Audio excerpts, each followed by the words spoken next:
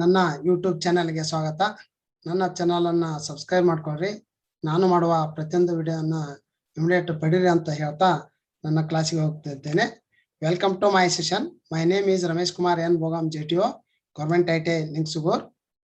ನಾನು ಹಿಂದಿನ ಕ್ಲಾಸ್ನಲ್ಲಿ ಅಂದರೆ ಲೆಸನ್ ನಂಬರ್ 11ರಲ್ಲಿ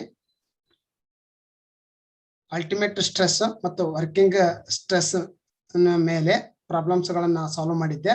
ಇವತ್ತಿನ ಟಾಪಿಕ್ ದಲ್ಲಿ ಅಂದ್ರೆ ಎಲಾಸ್ಟಿಸಿಟಿ ಟಾಪಿಕ್ ದ ಲೆಸನ್ ನಂಬರ್ 12ರಲ್ಲಿ assignment problems solve on whole elasticity topic ಅಂದ್ರೆ ಪೂರ್ತಿಯಾಗಿ ಈ ಎಲಾಸ್ಟಿಸಿಟಿ ಟಾಪಿಕ್ ದ ಮೇಲೆ ಅಸೈನ್ಮೆಂಟ್ ಪ್ರಾಬ್ಲಮ್ ಗಳನ್ನ ಅಂದ್ರೆ ಕೆಲವೊಂದು ಆಯ್ದುಕೊಂಡಿರುವಂತ ಅಂದ್ರೆ ಟಫ್ ಇರುವಂತ ಪ್ರಾಬ್ಲಮ್ ಗಳನ್ನ ಆಯ್ದುಕೊಂಡು ಈ ಲೆಸನ್ ನಲ್ಲಿ ನಾನು ಸಾಲ್ವ್ ಮಾಡ್ತಾ ಇದ್ದೇನೆ.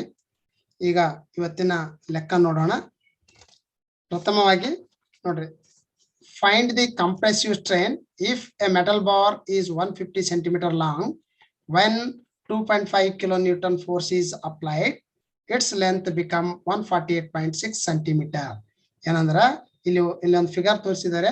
ಈ ಫಿಗರ್ ನಲ್ಲಿ 150 centimeter ಲಾಂಗ್ ಇರುವಂತ ಒಂದು ಮೆಟಲ್ ಬಾರ್ ಅನ್ನ ತಗೊಂಡಿದ್ದಾರೆ. ಅದಕ್ಕೆ ಕಂಪ್ರೆಸಿವ್ ಫೋರ್ಸ್ ಅನ್ನ ಅಂದ್ರೆ ಕಂಪ್ರೆಸಿವ್ ಲೋಡ್ ಅನ್ನ 2.5 kilonewton. ಕಂಪ್ರೆಸಿವ್ ಅಂತಂದ್ರೆ ಈ ಎರಡೂ ಕಡೆ ಹಿಡ್ಕೊಂಡು ಹಿಂಗ್ ಒಳಗ್ ಪ್ರೆಸ್ ಮಾಡಿದ್ರೆ ಅದ ಕಂಪ್ರೆಸಿವ್ ಲೋಡ್ ಅಂತ ಹೇಳ್ತೀವಿ. ಈ ತರ ಕಂಪ್ರೆಸಿವ್ ಲೋಡ್ ಅನ್ನ ಈ ಮೆಟಲ್ ಬಾರ್ ಮೇಲೆ ಹಾಕಿದ್ರೆ ಎಷ್ಟು ಫೋರ್ಸ್ 2.5 kilonewton ಫೋರ್ಸ್ ಹಾಕಿದ್ರೆ ಅದು 150 centimeter ಲಾಂಗ್ ಇದ್ದದ್ದು ಹೋಗಿ 148.6 centimeter ಲಾಂಗ್ ಅಂದ್ರೆ ಅಷ್ಟು ಕಡಿಮೆ ಆಗ್ತದ. ಹಾಗಿದ್ರೆ ಕಂಪ್ರೆಸಿವ್ ಸ್ಟ್ರೈನ್ ಅನ್ನ ಕಂಡು ಹಿಡಿಯಿರಿ ಅಂತ ಹೇಳಿದ್ದಾರೆ. ಫಸ್ಟ್ ನಾವ್ ಏನ್ ಮಾಡೋಣ, ಕೊಟ್ಟಂತ ಡಾಟಾಗಳನ್ನ ಹಚ್ಕೊಳ್ಳೋಣ. First given data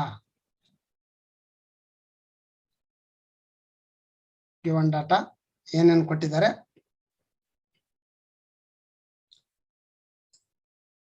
metal bar length ಅಂದ್ರೆ ಇನಿಷಿಯಲ್ ಮೆಟಲ್ ಬಾರ್ ಲೆಂತ್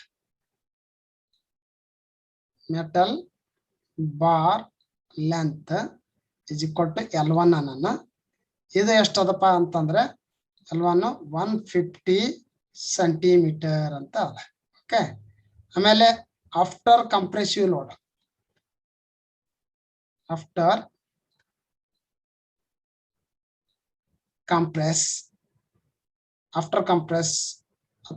ಅಥವಾ ಆಫ್ಟರ್ ಕಂಪ್ರೆಸಿವ್ ಲೋಡ್ ಆಗಿಂದ ಎಷ್ಟಾಗ್ತದಪ್ಪ ಅಂತಂದ್ರೆ ಅದರ ಲೆಂತ್ L2 ಅನ್ನೋಣ. ಅದಕ್ಕೆ L2 ಎಷ್ಟಾಗ್ತದಪ್ಪ ಅಂತಂದ್ರೆ 148.6 centimeter ಅಂತ ಕೊಟ್ಟಿದ್ದಾರೆ. ಓಕೆ, ಈಗ ನಾವು ಚೇಂಜ್ ಇನ್ ಲೆಂತ್ ಅನ್ನ ಕಂಡುಹಿಡಬೇಕು. ಚೇಂಜ್ ಇನ್ ಲೆಂತ್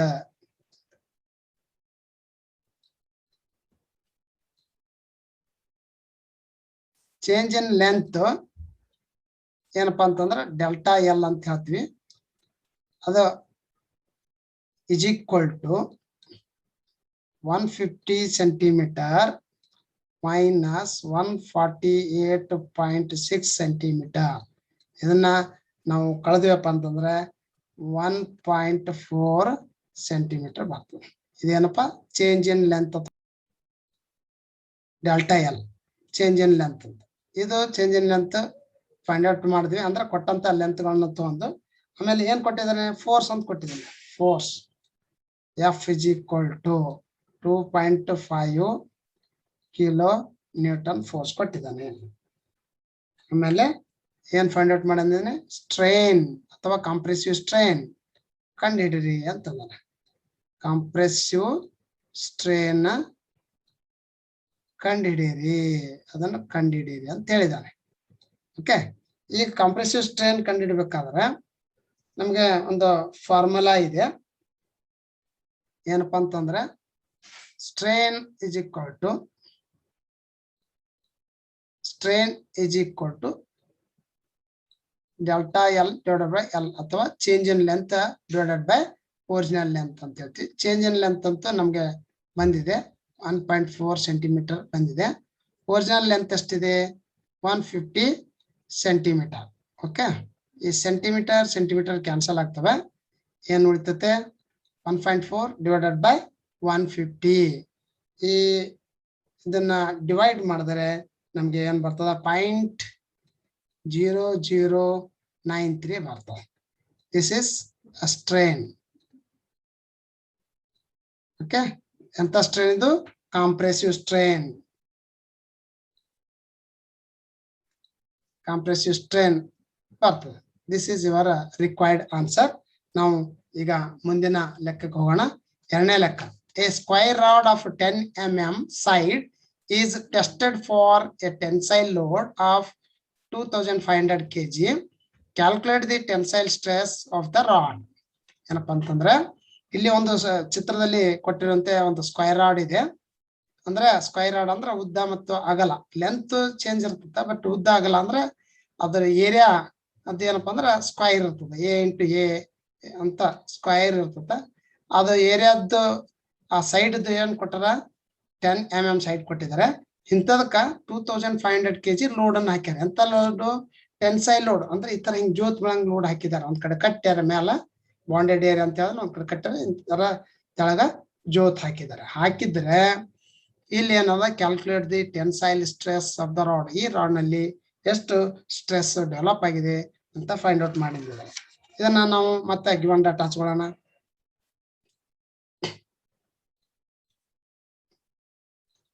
ಏನ್ ಕೊಟ್ಟಾರ ಅದನ್ನ ಹಚ್ಕೋಬೇಕು. ಕೊಟ್ಟಂತ ಡಾಟಾ ಏನಪ್ಪಾ? Side of square rod. Side of square rod is equal to 10 mm. Okay, ಆಮೇಲೆ ಟೆನ್ಸೈಲ್ ಲೋಡ್ ಕೊಟ್ಟಿದ್ದಾರೆ,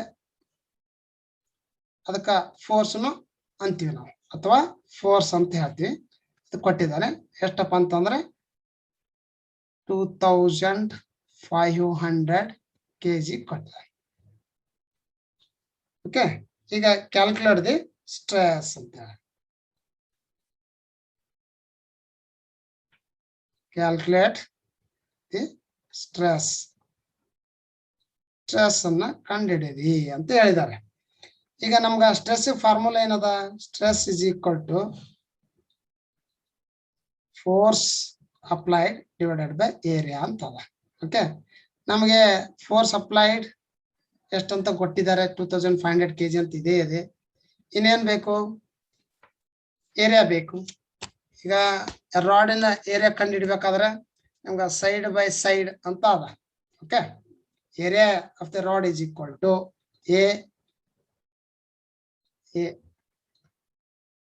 area of square rod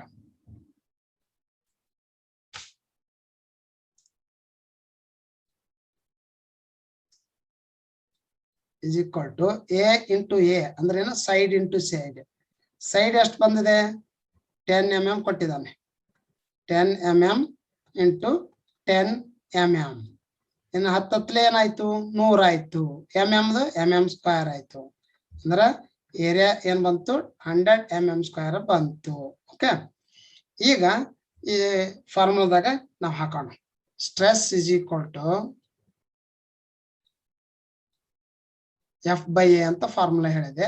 force applied ಕೊಟ್ಟಿದ್ದಾರೆ 2500 kg. Okay, divided by area ಎಷ್ಟು ಕೊಟ್ಟಿದ್ದಾರೆ? ಕ್ಯಾಲ್ಕುಲೇಟ್ ಮಾಡಿದೀವಲ್ಲ, 100 mm ಸ್ಕ್ವೈರ್ ಅಂತ. ಓಕೆ, ಏರಿಯಾ ಕಂಡು ಹಿಡಿದ್ವಿ. ಈಗ ಈ 2 0 ಹೋಗ್ತದ, ಈ 2 0 ಹೇಳ್ತದ. ಉಳಿತೇನು? 25 kg per mm square. Okay, stress ಏನ್ ಬಂತು? Stress is equal to 25 kg per mm square. This is your required answer. ಈ ತರನಾಗಿ ನಾವು ಲೆಕ್ಕನ ಮಾಡ್ಬೇಕಾಗ್ತದ. ಈಗ ಮುಂದಿನ ಲೆಕ್ಕಕ್ಕೆ ಹೋಗೋಣ. 3ನೇ ಲೆಕ್ಕ. A wire of 16 mm dia is subjected to a tensile load of 2000 kg. Find the stress strain if the Young's modulus E is equal to 2 into 10 to the power of 16 kg per square centimeter. ಇಲ್ಲಿ ಏನಿದೆ? ಒಂದು 16 mm Dyer ಅಂತ wire ಕೊಟ್ಟಿದ್ದಾರೆ. ಈ ವೈರ್ಗೆ 2000 kg force, tensile force ಹಾಕಿದ್ದಾರೆ. ಇದಕ್ಕೂ ಕೂಡ ಹಾಕಿದ್ದಾರೆ. ಅದಕ್ಕೆ Young's modulus Young's modulus E is equal to value ಕೊಟ್ಟಿದ್ದಾರೆ. ಏನಪ್ಪಾ ಅಂತಂದ್ರೆ ratio Young's modulus means ratio between stress by strain ಅಂತ. ಅದರದ್ದು ಏನದ 2 × 10⁻16 kg/sq/cm ಅಂತಿದೆ. ಹಾಗಿದ್ರೆ ಸ್ಟ್ರೆಸ್ ಮತ್ತು ಸ್ಟ್ರೇನ್ ಅನ್ನ ಕಂಡು ಹಿಡಿಯಿರಿ ಅಂತ ಹೇಳಿದ್ದಾರೆ. ಈಗ ನಾವೇನ್ ಮಾಡೋಣ, ಕೊಟ್ಟಂತ ಡಾಟಾನ ಹಚ್ಕೊಳ್ಳೋಣ. Given data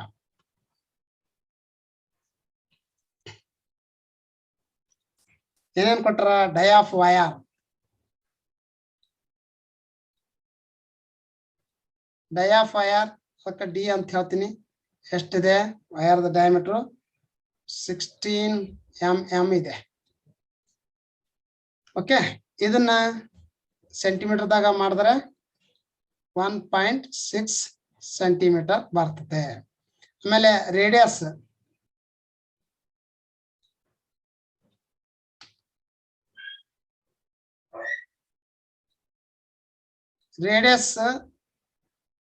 is equal to radius r is equal to d/2.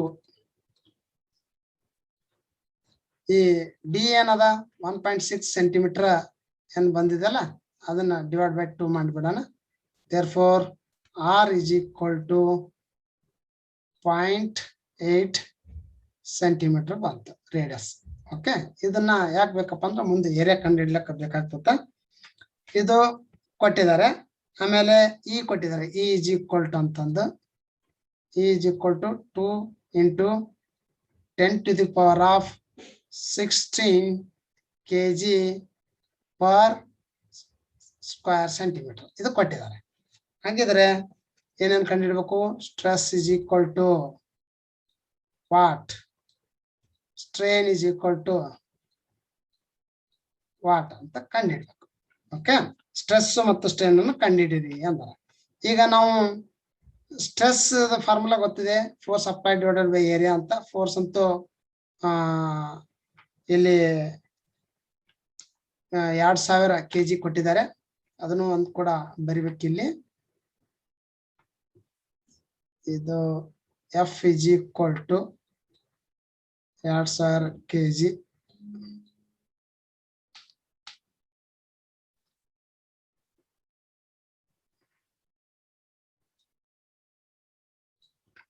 kg ಕೊಟ್ಟಿದ್ದಾರೆ. ಅದಕ್ಕ ನಾವು ಈಗ ಏರಿಯಾ ಕಂಡುಹಿಡಬೇಕು. ಏರಿಯಾ ಇಸ್ ಫಾರ್ಮುಲಾ ಗೊತ್ತದ ನಮ್ಗ. Area is equal to πr² ಅಂತ. ಪೈ ಅಂದ್ರ ಬೆಲೆ ಗೊತ್ತದ 22/7. ಆಮೇಲೆ ಆರ್ ಅಂತಂದ್ರೆ 0.8 ಸೆಂಟಿಮೀಟರ್ ಬಂದದ. 0.8 ಸೆಂಟಿಮೀಟರ್ ಇಂಟು 0.8 ಸೆಂಟಿಮೀಟರ್ ನಾವು ಹಚ್ಚಿಬಿಟ್ರೆ ಏರಿಯಾ ಬಂದ್ಬಿಡ್ತದ.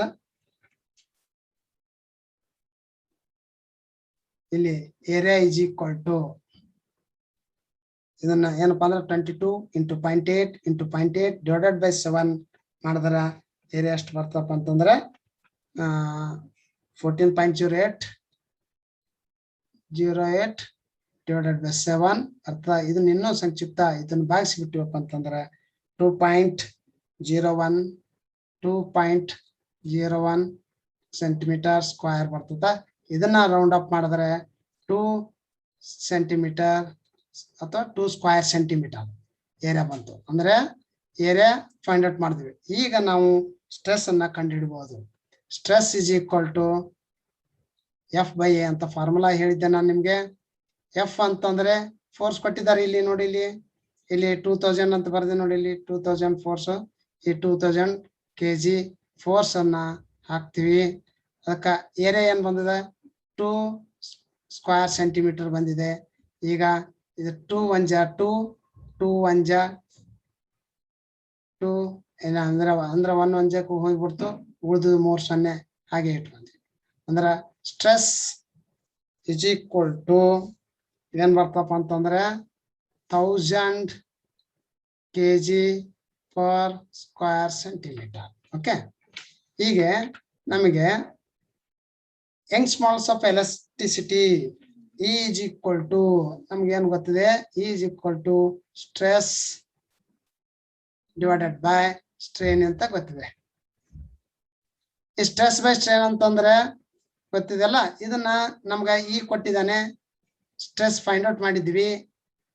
ಈಗ ನಾವೇನ್ ಮಾಡೋಣ, ಸ್ಟ್ರೇನ್ ಕಂಡುಹಿಡಬೇಕು. ಅದಕ್ಕೆ ಇದನ್ನ ಫಾರ್ಮುಲಾ ಇಂಪ್ಲೈಸ್ ಮಾಡಿ ಸ್ಟ್ರೇನ್ ನ ಹೊರಗೆ ತಕ್ಕೊಂತೀನಿ. Strain is equal to stress divided by E ಅಂತ ಬರ್ತದೆ. Okay, therefore strain is equal to stress find out ಮಾಡಿದ್ವಿ ಎಷ್ಟಪ್ಪ ಅಂತಂದ್ರೆ 1000 kg per square centimeter ಅಂತ ಬಂದಿದೆ. ಆಮೇಲೆ ಡಿವೈಡೆಡ್ ಬೈ ಇ, ಇದನ್ನ ಮುಂದೆ ಹಚ್ಚುತ್ತೀನಿ. 1000 kg per square centimeter ಅಂತ ಇಲ್ಲಿ ಮುಂದೆ ಹಚ್ತೀನಿ.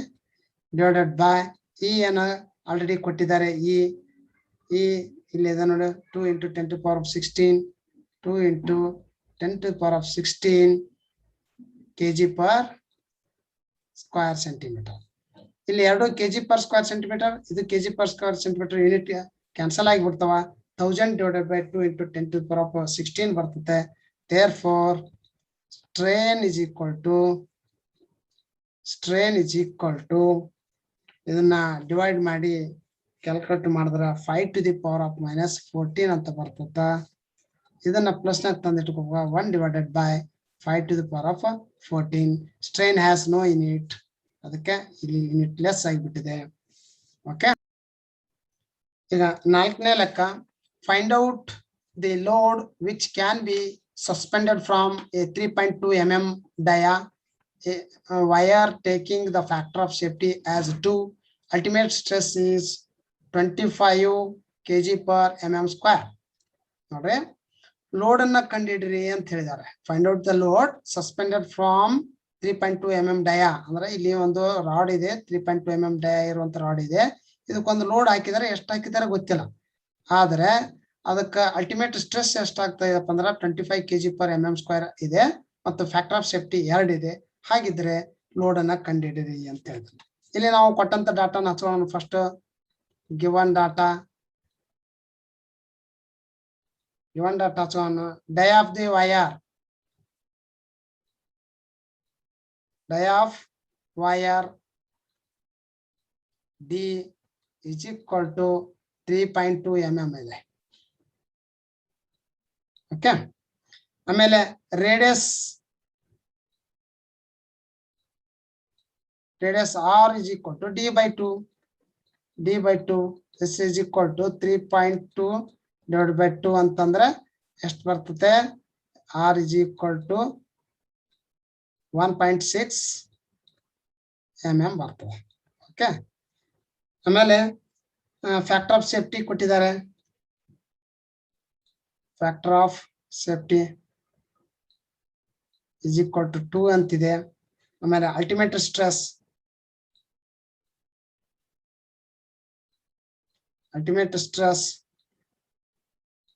is equal to 25 kg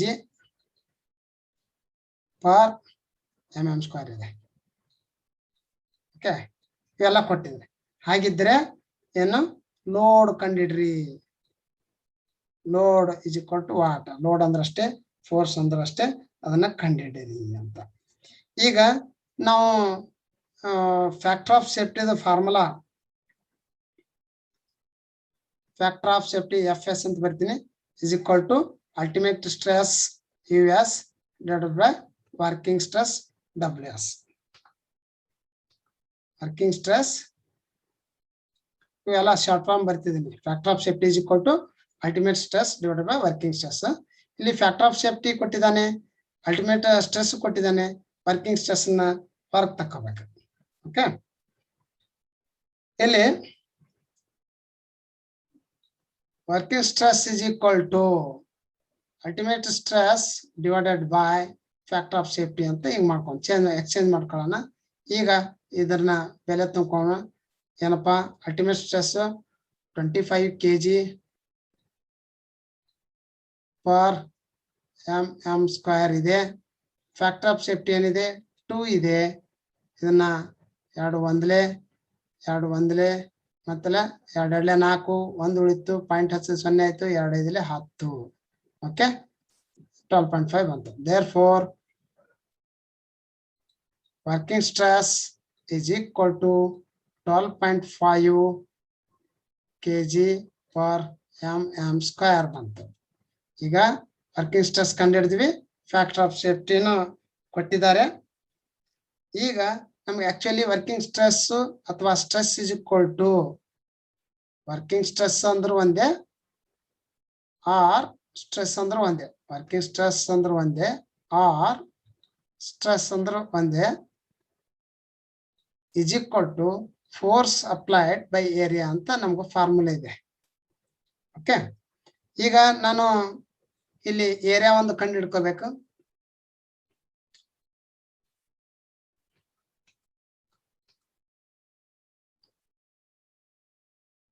force applied by area ಅದಲ್ಲ, ಏರಿಯಾ ಕಂಡು ಹಿಡ್ತೀನಿ. ಎ ಇಸ್ ಈಕ್ವಲ್ ಟು ಏನಪ್ಪಾ ಪೈ ಆರ್ ಸ್ಕ್ವೇರ್ ಅಂತ ನಿಮ್ಗೆ ಗೊತ್ತಿದೆ.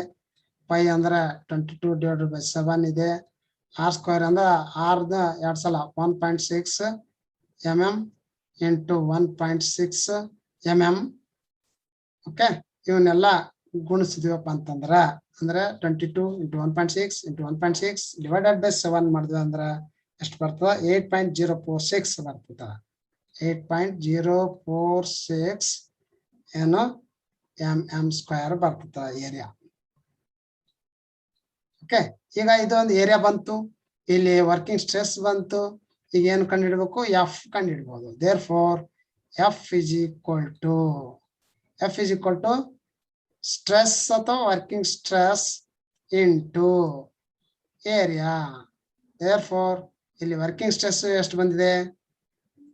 Working stress 12.5 kg per mm square ಇದೆ ಇಂಟು ಏರಿಯಾ ಅದು 8.046 mm ಸ್ಕ್ವೇರ್ ಇದೆ.